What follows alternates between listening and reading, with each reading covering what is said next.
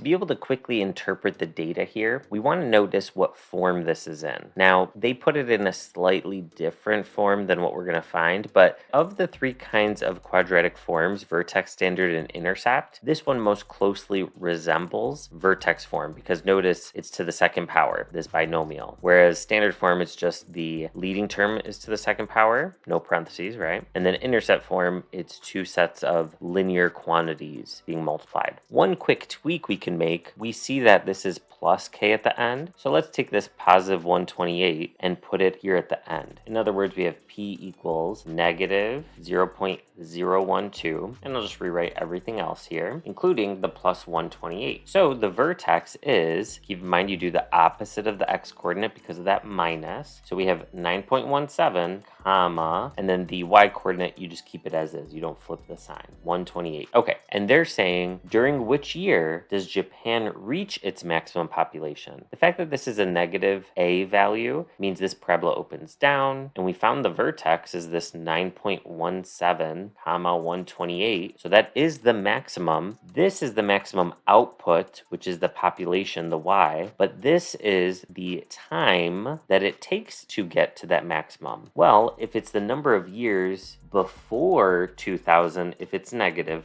for t, and it's the number of years after 2000 if it's a positive t, since we got a positive value for t, 9.17, we're going to say it's 9.17 years after the year 2000, or really after January 1st. 9 years later would be 2009, more specifically January 1st, 2009, and then that decimal of a year just puts us further into the year 2009. Regardless, the answer is 2009.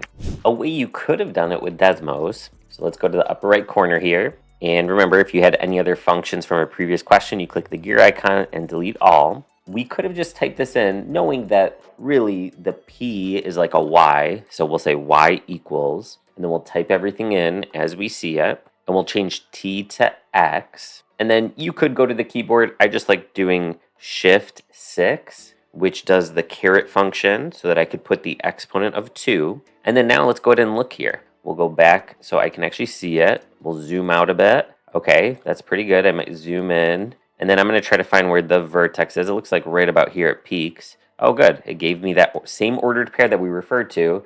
I could click here if I want it to be over here. I could click label if I want. And the concept is the exact same, where 9.17 represents how many years after January 1st, 2000. And we still get our answer as 2009.